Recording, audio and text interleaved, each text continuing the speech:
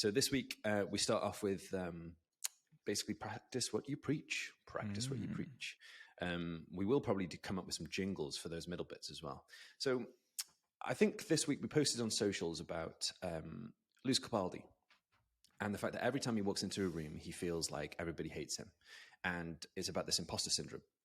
Now, I went to a couple of events over the weekend / this week, and I'm slowly getting better at just going into a room of strangers and forcing myself to introduce myself and forcing myself not to feel like an imposter. And I think the key thing is when you speak to individuals and you hear their stories, they're confident in their story, and they might share like a small piece that they're confident about, and you realize, oh, well, I can also be confident about these two things over here.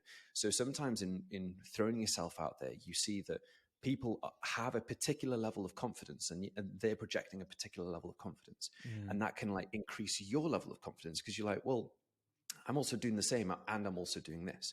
So to some extent, if they're able to bring in confidence with that one thing, then you can bring in confidence with the two things that you've been working on. Yeah. So I've been really enjoying pushing myself because I've been doing stuff around insider promos, introductions, and so forth.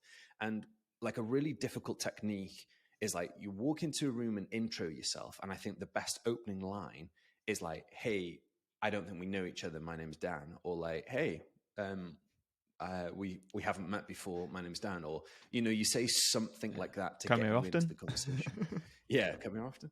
Or even like, hey, my name's Dan. What's your name? And then like the conversation itself is like, you can either kick into the typical like, oh, so what brought you here to this event? Or how did you hear about this event? Or you kind of ask like, oh, so who are you looking to meet in this event? So you can figure out exactly who they're looking for. And then they'll probably ask you, who are you looking for?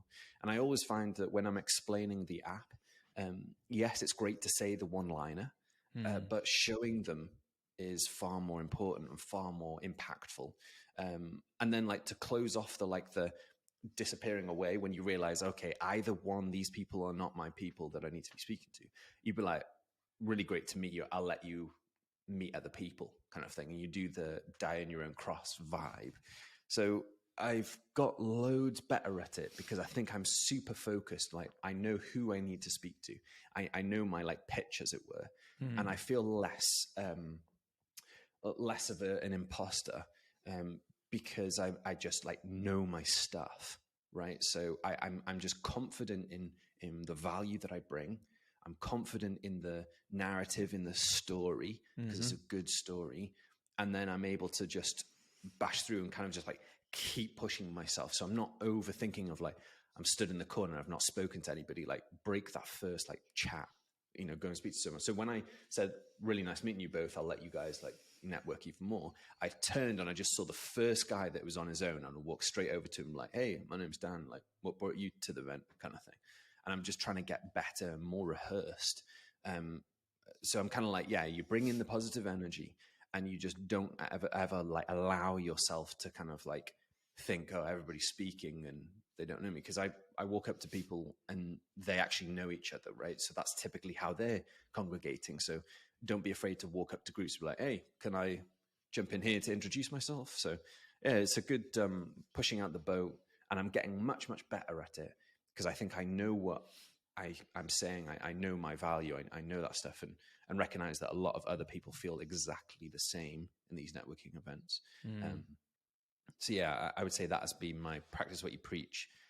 Don't allow imposter syndrome to take hold of you.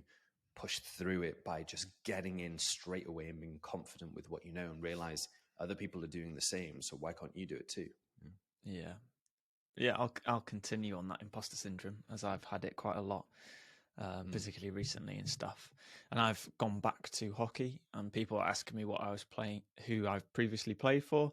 And I'd always downplay it just because sometimes when you've been and done it on a high level, but you're not there at the moment, sometimes you could be a bit, I don't know what the word is, I guess embarrassed that you're not there now, or you feel like you should have achieved more, even though for people around you that might be a high achievement.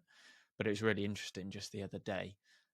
I've been roped into some coaching over the Easter holidays for hockey, field hockey, not ice hockey. And one of the coaches says, "Oh, it'd be really good for someone just to have a brief summary of your experiences." Well, I had a hockey CV that I used to send round to different people and send for Welsh hockey and stuff like that, because you always had to say who you played for, what league, and stuff like that. And I basically got Chat GPT to summarize it, and I was like, this is impressive. This person is as if you're reading someone else's CV, but it's quite encouraging to be like, oh no, actually that is everything that you've physically done. That you're not faking it, you're not upping it, you're not downing it, you're just being factual of what you've done. And I actually heard this week on socials a guy explaining how I think it was like I'll rejig the analogy because I didn't understand some of it, but I understood the gist. And it's basically saying, like, if you're a Lamborghini in an area it shouldn't be in, do you downplay the Lamborghini, or do you just know that you're the Lamborghini? Because at the end of the day, you can have a false humility by saying, oh no, it's a Peugeot or Vauxhall or something a lot lower of its value, but actually you can still be a Lamborghini in, let's say, a poor area that it might look out of place, but it doesn't devalue the item at hand. And I think it is an interesting dilemma of it's easier to say as a product rather than necessarily person. But I guess it's, not to devalue you, regardless if you're in a place of everyone's very similar to you, or maybe in a place that might have a lack of experience or knowledge or money or whatever, and you might have that resource. But it's actually being, humble, but in a true way, rather than a fake humility / meekness to it of downplaying what you are. Because actually some people might enjoy that and look up to that, and that might be, I guess, role model in that sort of way. To add to that, because you said ice hockey, it reminded me of another thing. So I've been listening again to some audiobooks that I've had before. It's always good to listen to them again, like 3 months, 6 months, a year later, because they always highlight new things. And one of the things was about perspective. Let's say you're playing, what's the thing? Not rounders, but the American version of baseball. Rounders. Yeah. I don't know why that disappeared out of my brain. Just like, bye. If you were playing baseball and, typically baseball is 3 strikes and you're out, right? 3 hits. And if you miss the ball, then you're out. Or if you don't run, you're out. Now, just imagine a life where, the goal is to hit a home run, but you can have unlimited hits, unlimited strikes, right? Yeah. Then the difference in that scenario is, for a fact, as if you give up. Now, if imposter syndrome gets the best of you, you end up giving up. That's the worst case scenario, right? So I've also been like, in all this biz dev, in all like the introducing the app to new people, I basically see it as like, I can hit as many balls as I want. I can strike as many balls as I want. And it's more so a case of whether or not I give up or not, whether or not I carry on going or not. That's what my success is, rather than, I speak to 3 people in the room, and if they're not the right 3 people, then I'm striking out.